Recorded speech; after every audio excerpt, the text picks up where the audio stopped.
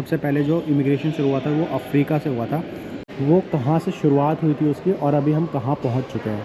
Old Annie Moore became the first immigrant to enter the United States. तो New York या New Jersey की तरफ से आप फेरी लेकर जब लिबर्टी आइलैंड पर लोकेटेड स्टैचू ऑफ लिबर्टी को देखने जाते हैं तो रास्ते में पड़ता है एलिस आइलैंड।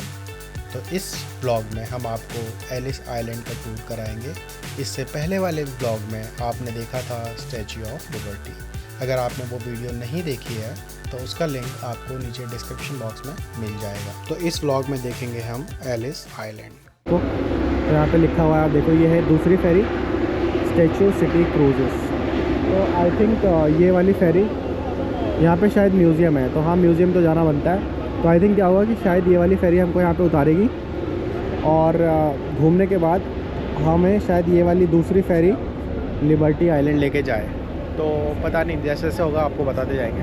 वो देखो सामने वो लोग रस्सी से खींच रहे हैं बोट को और बांध रहे हैं। Hey, good morning, ladies and gentlemen. This is Ellis Island. Our first stop is Ellis Island, the National Museum of Immigration. 10:05, and then every 40 minutes thereafter. For the rest of the day, boats go from here. Okay, तो अभी announcement जो उसमें ये है कि यहाँ पे ये फेरी हमें उतार रही है, फिर यहाँ से जो दूसरी फेरी चलेगी। अभी बज रहे हैं अभी जो बज रहे हैं 9:10। नेक्स्ट फेरी चलेगी यहाँ से 9:20 पे। तो अगर आप 10 मिनट में घूम के वापस आ सकते हो तो ठीक है, नहीं तो इसके 40 मिनट बाद, मतलब 10 बजे, 9:20 के बाद 10 बजे दूसरी फेरी चलेगी, वो आपको स्टैचू ऑफ लिबर्टी लेके जाएगी। अभी से लेकर पूरे दिन हर 40 मिनट पे एक फेरी चलती है जो आपको एलिस आइलैंड से स्टैचू ऑफ लिबर्टी लेके जाएगी। तो आप अपना आराम से घूमो, जितनी देर में घूम सकते हो, 40 मिनट में या 80 मिनट में या 120 मिनट में। उसके बाद आप अपनी फेरी लो और फिर पहुंच जाओ लिबर्टी आइलैंड, जहां पे आप स्टैचू ऑफ लिबर्टी घूम सकते हो। तो हम क्योंकि नए हैं तो भैया बहुत सारे लोग नहीं उतर रहे यहाँ पे, है ना, एलिस आइलैंड पे, वो ऊपर ही बैठे हुए हैं। बट हम नए हैं तो हमें तो भैया देखना है, तो हम उतर गए हैं और अब हम जा रहे हैं एलिस आइलैंड पे, जहाँ पे हम देखेंगे म्यूज़ियम। तो ये हमारा फर्स्ट स्टॉप है आज का।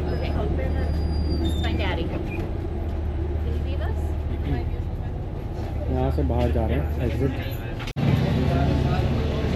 हम कोशिश करेंगे कि 40 मिनट में ले लें दूसरी फेरी। अगर यहाँ पे कुछ मज़ा नहीं आया तो, अगर अच्छा लगा, कुछ अच्छी चीज़ें दिखी, तो फिर हम एक के बाद दूसरी फेरी ले सकते हैं। मतलब 40 मिनट के बाद जो दूसरा 40 मिनट आएगा उसमें ले सकते हैं। तो यहाँ पे है ये Ellis Island National Museum of Immigration. यहाँ पे फ़ोटो खिंचानी है अपनी एल्बम में लगाने के लिए, तो हम यहाँ पे एक सेल्फ़ी लेंगे। तो दोस्तों ये हमने सेल्फ़ी ले ली है अपनी। सेल्फ़ी मैंने ले ली आज, सेल्फ़ी मैंने ले ली आज।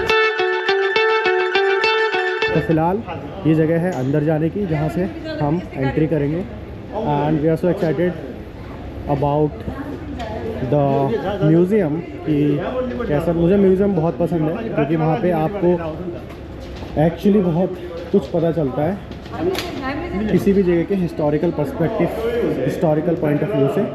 तो लेट्स सी,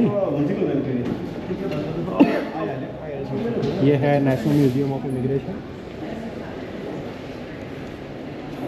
ओके, तो आई थिंक मुझे यहाँ पे अपना सफ़ेद वाला चश्मा लगा लेना चाहिए। अभी सही लग रहा है यार। आपको पहले हम स्टोर लेके चलते हैं। ये है पार्क स्टोर।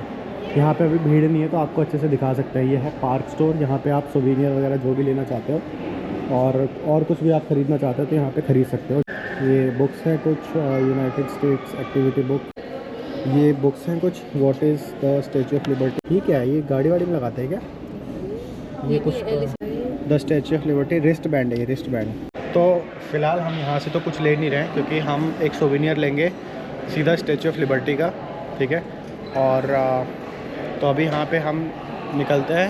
यहाँ पे है इंफॉर्मेशन सेंटर, अगर आपको कुछ पूछताछ करनी है तो आप यहाँ पे पूछ सकते हो। ये है सिर्फ सीधा पार्क स्टोर के सामने है यहाँ पे। और यहाँ पे फ्री है movie island of hope, island of tears, 30 minute presentation, free theatre 1, theatre 2। तो यहाँ से हम एक मूवी की टिकट लेने वाले हैं जो फ्री है। Hi, we want a ticket for theatre. You don't need a ticket. You just go. Okay. The doors open 5 minutes before. Okay. So you can go to any theater. You just walk in. Okay. Thank you. Yeah, Thank you and so the much. exhibits upstairs, they're on the sides of the building on the Okay. second and third floor. Thank you so much. यहाँ पे movie free है, आप सीधा directly entry कर सकते हो। और ये है tours National Park Service 30 minute guided program, free है ये भी। और तो अब हम चलते हैं, पहले हम यहाँ पे आपको कुछ दिखाएंगे चीज़ें। अभी 10 बजने में टाइम है, अभी बज रहा है 9:24, हमारे पास अभी आधा घंटा है। तो यहाँ पे पहले दिखाते हैं आपको, ये क्या है, Ellis Island gateway to museum. इसका मतलब ये है कि पहले ये जो जगह थी एलिस आइलैंड 1892 से 1954 तक ये इमिग्रेंट्स के एंट्री की जगह थी। इमिग्रेंट्स के लिए एक गेटवे था टू एंटर यूएस। और इसीलिए अब 1980 में लाइक 1954 तक इमिग्रेंट्स बहुत सारे यूएस में एंटर किए, और उसके बाद शायद इमिग्रेशन बंद हो गया था इस जगह से। और फिर क्योंकि ये जगह पहले इमिग्रेशन के लिए यूज़ होती थी, इमिग्रेंट्स के इमिग्रेशन के लिए यूज़ होती थी, तो 1980 में इस बिल्डिंग को वापस से रीओपन किया गया और इसको एक म्यूज़ियम बना दिया गया, Ellis Island National Museum of Immigration. तो ये अब इमिग्रेशन से रिलेटेड जो भी चीज़ें यहाँ पे हैं इस म्यूज़ियम में आपको मिलेंगी, तो ये उसी से रिलेटेड है म्यूज़ियम। यहाँ पे भी आप बैगेज देख सकते हो, किस तरीके से बैग्स लेके आते थे इमिग्रेंट्स। ये है ग्लोबल इमिग्रेशन। ये यहाँ से आपको पता ही है, आपने पहले पढ़ा ही होगा कि ड्यूरिंग द इवोल्यूशन सबसे पहले जो इमिग्रेशन शुरू हुआ था वो अफ्रीका से हुआ था। यहाँ से ये है origin of like human race बोल सकते हो। यहाँ से लोग इमिग्रेट होना शुरू हुए थे अलग अलग रीजन में। और ये बात है आपकी 200,000 to 65,000 ईयर्स अगो, इतने साल पहले यहाँ से इमिग्रेशन शुरू हुआ था अफ्रीका से।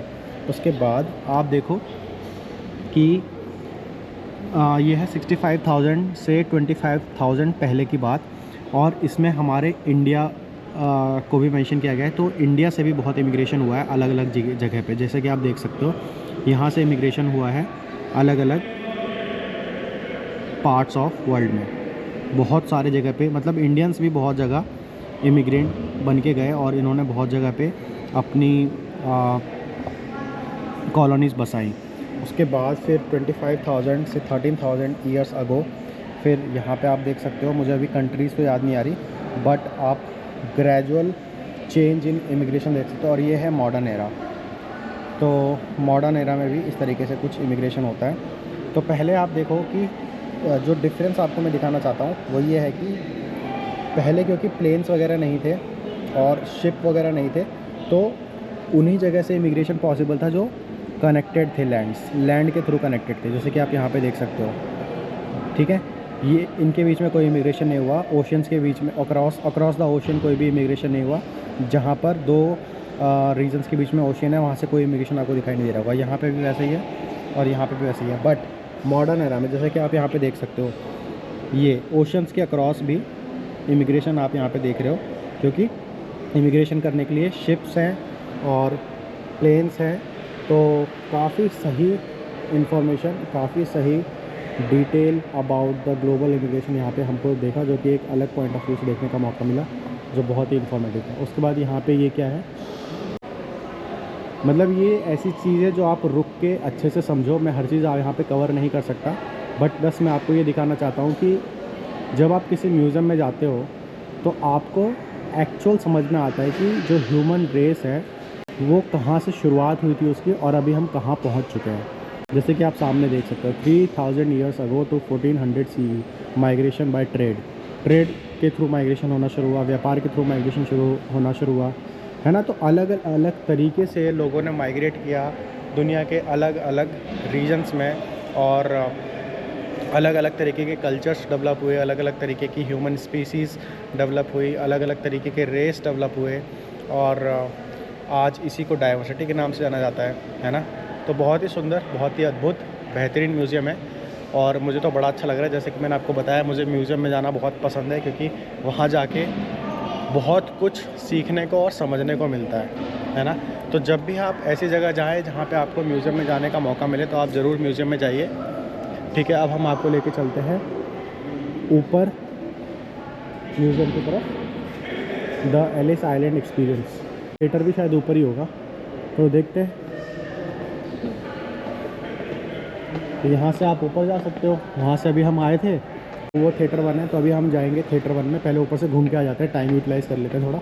ऊपर शायद और भी चीज़ें मिलेंगी म्यूज़ियम में, शायद क्या ऊपर ही मेन म्यूज़ियम है इनका, जहाँ पे इमिग्रेंट्स से रिलेटेड बहुत सारी चीज़ें आपको देखने को मिलेंगी। तो ये है द रजिस्ट्री रूम। वेट करने के लिए यहाँ पे लोग इस जगह को यूज़ करते थे, है ना, मतलब इंस्पेक्शन वगैरह होता था, सिक्योरिटी चेक होता था, जो भी डॉक्यूमेंटेशन चेक होता था वो इस जगह पे यूज़ होता, मतलब वो इस जगह पे होता था। तो ये कुछ जगह ऐसी है। देखो दोस्तों, ये बहुत ही अच्छी चीज़ है। हाँ, तो ये है the American family immigration history centre. तो आपको भी लगता है कि आपके एंसेस्टर्स का जो ओरिजिन था वो यूएस का नहीं कहीं और का था, मतलब आपके एंसेस्टर्स ने माइग्रेट किया था from other part of world to US. तो आप यहाँ पे उनको सर्च कर सकते हो कि वो कहाँ से आए थे। Searching for ancestors, the American family immigration history centre is located at the bottom of the stairs of separation. तो यहाँ से जो सीढ़ियाँ जा रही है, यहाँ से आप नीचे जाके सर्च कर सकते हो अगर आपको अपने एंसेस्टर्स के बारे में पता करना है जो यूएस में माइग्रेट होके आए थे। तो अभी हम जा रहे हैं, यहाँ से आप देख सकते हो टू ईस्ट। इस गेट से जब आप एंट्री करोगे तो आपको इन्फॉर्मेशन मिलेगी पीक इमिग्रेशन ईयर्स के बारे में, कि वो कौन से साल थे जहाँ पे इमिग्रेशन पीक पे था, जब बहुत सारे लोगों ने यूएस में इमिग्रेट किया था। तो दिखा दूँ कि यहाँ पे बहुत सारे फ़ोटोज़ लगे हुए हैं, इमिग्रेंट्स की फ़ोटो, जैसे कि आप यहाँ पे देख सकते हो। ये सब इमिग्रेंट्स थे जो यूएस में एंटर किए थे। और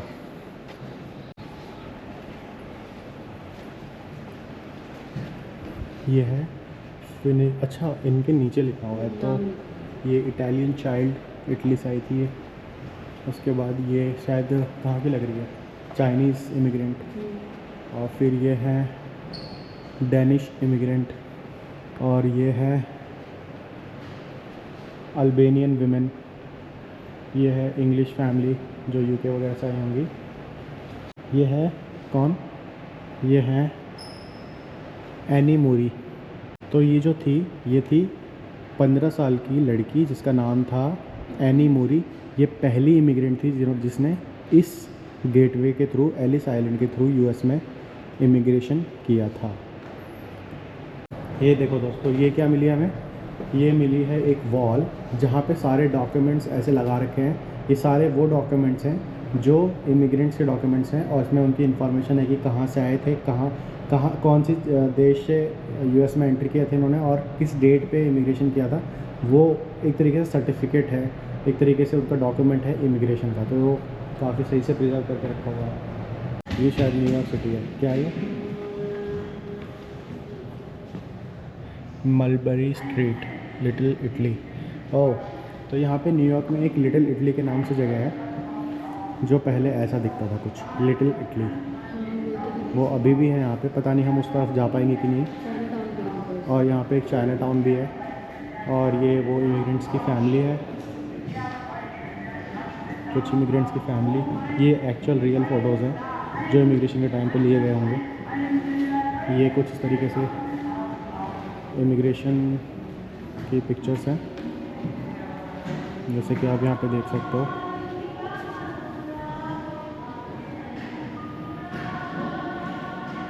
तो अब हम एंटर कर रहे हैं पीक इमिग्रेशन ईयर्स में, जहाँ पे हम देखेंगे कि कौन से साल में सबसे ज़्यादा इमिग्रेशन हुआ था।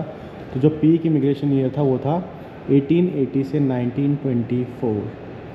The late 19th and early 20th century saw the largest migration of people in the world history. Australia, New Zealand, Argentina, Brazil, Canada were all popular destinations, but the majority of immigrants closed the United States. Between 1880 and 1924, the peak immigration years, over 26 million people entered the country. The exhibits in this wing explore immigration to the United States during this period. They describe its causes as well as its impact on those who left their homes, traveled thousands of miles to a strange land, and built new lives. तो ये कहानी है उनकी जिन्होंने अपने घर छोड़े, अपना देश छोड़ा, एक नई ज़िंदगी की तलाश में, एक नए देश में रहने के लिए, नई ज़िंदगी शुरू करने के लिए, ताकि अपना जीवन बेहतर कर सके, अपने बच्चों को अच्छी परवरिश दे सके, अच्छा एजुकेशन दे सके। जैसे कि अभी आपने देखा कि बहुत सारी कंट्रीज़ पॉपुलर स्पॉट्स थे इमिग्रेशन के लिए, बट बहुत सारे लोगों ने यूएस को चुना, क्योंकि उनको ऐसा लगा होगा उस टाइम पे कि अगर हम यूएस में माइग्रेट कर जाएंगे तो हम अपने बच्चों को बेहतर एजुकेशन दे सकते हैं, बच्चों को बेहतर ज़िंदगी दे सकते हैं। तो ये सब सोच के इंसान माइग्रेट करता है, वरना अपना घर छोड़ने का शौक़ तो किसी को नहीं होता। कैसी बात है, सही बात है कि नहीं है ना? ये टैलेंट में लिखा है, कहाँ? ये टैलेंट में लिखा है, स्पेनिश में। अब पता नहीं, किसी लगती है। ये मुझे स्पेनिश लग रही है, इमिग्रेंट की है। हाँ, ये इमिग्रेंट है। इमिग्रेंट नहीं, इमिग्रेंट। तो ये स्पेनिश से लिखी हुई है। क्योंकि स्पेनिश से बहुत से लोग यहाँ पे इमिग्रेंट आए हैं।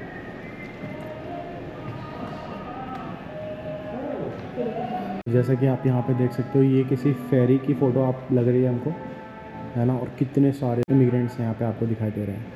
तो क्योंकि उस टाइम पे प्लेन वगैरह तो थे नहीं, तो इमिग्रेंट्स का जो इमिग्रेशन का जो ऑप्शन था वो वन एंड ओनली शिप्स के थ्रू या फेरीज़ के थ्रू ही था। तो that's why this particular region, that is Ellis Island, was the main gateway for immigration. और जैसे कि आप यहाँ पे देख सकते हो, ये अलग अलग टाइप की शिप्स और फेरीज़ की फ़ोटोज़ हैं जो इमिग्रेशन के लिए यूज़ होती थी। तो सबसे जो पीक ईयर था इमिग्रेशन का यूएस में, वो था 1819 से 1924। जैसे कि मैंने आपको दिखाया कि 65,000 साल पहले जो इमिग्रेशन शुरू हुआ था वो शुरू हुआ था अफ्रीका से। तो मोस्टली चाहे आप इंडियन हो, चाहे यूएस से बिलोंग करते हो, चाहे यूरोप से किसी भी कंट्री से बिलोंग करते हो, चाहे एशियन हो, एक्चुअली सबका ओरिजिन अफ्रीका ही है। तो अगर आप आज अपने आप को बोलते हो कि मैं इंडियन हूँ, मैं यूरोपियन हूँ, मैं अमेरिकन हूँ, तो उसका कोई पॉइंट नहीं है, ठीक है? क्योंकि आपकी जो लाइफ है बहुत छोटी है, 70-80 साल, मैक्सिमम 100-120 साल। बट अगर आप पूरे इवोल्यूशन को देखोगे, इंसानों के इवोल्यूशन को, ह्यूमन बींग्स के इवोल्यूशन को देखोगे, तो ये जर्नी बहुत लंबी है। छोटी से टाइम फ्रेम को लेके अपने आप को किसी पर्टिकुलर रीजन, किसी पर्टिकुलर कास्ट बिलोंग कर दोगे तो वो जस्टिस नहीं होगा ह्यूमन रेस के साथ। तो सामने है थिएटर 2, ठीक है? ये एंट्री है थिएटर 2 की, और 5 मिनट पहले आना होता है यहाँ पे, ठीक है? और हम बिल्कुल टाइम पे हैं। हमने ऑलमोस्ट चीज़ें यहाँ पे देख ली हैं, कवर कर लिए। बहुत बड़ा म्यूज़ियम नहीं है, छोटा सा म्यूज़ियम है, बट बहुत अच्छा म्यूज़ियम है। तो अगर आप यहाँ आते हैं तो एलिस आइलैंड पे रुक कर इमिग्रेंट्स से रिलेटेड जो म्यूज़ियम है, इमिग्रेशन से रिलेटेड जो म्यूज़ियम है, उसको ज़रूर विज़िट करें। बहुत कुछ आपको जानने को मिलेगा, जो हम सब कुछ यहाँ पे कैप्चर नहीं कर पाए, वो सब चीज़ें आप वहाँ पे देख सकते हो। फ़िलहाल 10 बजे हमारी एंट्री होगी थिएटर में, जहाँ पे हम एलिस आइलैंड से रिलेटेड, इमिग्रेशन से रिलेटेड जो मूवी है, जो हिस्ट्री है, वो देखेंगे। और 10:30 बजे ख़त्म होगी और 10:40 पे हमारी नेक्स्ट फेरी है, तो हम बिल्कुल ऑन टाइम है। तो मिलेंगे आपको मूवी के बाद और फिर आगे की जर्नी शुरू करेंगे। तो दोस्तों, फाइनली हमने टूर ख़त्म किया है एलिस आइलैंड का। यस, अब हम कहाँ जाएंगे? अभी हम जा रहे हैं स्टैचू ऑफ लिबर्टी, जो कि सामने दिखाई दे रही है। और एक्साइटमेंट हो रही है। अब यहाँ पे इंफॉर्मेशन है, जैसे आप यहाँ से निकलोगे, यहाँ से आप बाहर निकलोगे एलिस आइलैंड के म्यूज़ियम से, तो यहाँ से आप जा सकते हो to Statue of Liberty and New Jersey. मतलब फेरी आप इधर से भी ले सकते हो और इधर से भी ले सकते हो। तो हमें जाना है द स्टैचू ऑफ लिबर्टी और न्यू जर्सी के लिए, तो हम इधर जाएंगे यहाँ पे। तो यहाँ पे हमें मिलेगी स्टैचू ऑफ लिबर्टी के लिए फेरी। ये अलग अलग टाइम पॉइंट्स हैं। तो 9:20 पे जाएगी, फिर 10:05 पे, फिर 10:50 पे। तो हम 10:50 वाली लेंगे। तो दोस्तों, वो जो सामने से शिप आ रही है, जो फेरी आ रही है, उसी में जाना है हमको स्टैचू ऑफ लिबर्टी की तरफ। तो एलिस आइलैंड अमेरिका के इतिहास में एक महत्वपूर्ण स्थान रखता है, क्योंकि इसके साथ कई भावनात्मक कहानियाँ जुड़ी हुई हैं। तो कई कहानियों में से एक कहानी है एक 9 साल की लड़की जिसका नाम एला फॉसे था, जो कि नॉर्वे से आई थी। और 1922 में जब वो एलिस आइलैंड के थ्रू यूएस में एंट्री करती है, तो उसे बात करने में काफ़ी कठिनाई होती है, क्योंकि वहाँ पे कोई भी नॉर्वेजियन भाषा नहीं बोलता था। कहानी उन लोगों की जो अपने परिवार को, अपने देश को, अपने दोस्तों को अलविदा कहकर आए थे और शायद उनसे कभी नहीं मिलने वाले थे।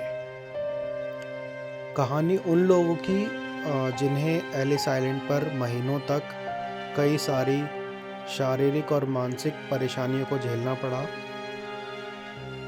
और कहानी उन लोगों की जिन्होंने नए जीवन की शुरुआत करने की उम्मीदें देखी थी। इसीलिए इसे island of hope and tears भी बोला जाता है।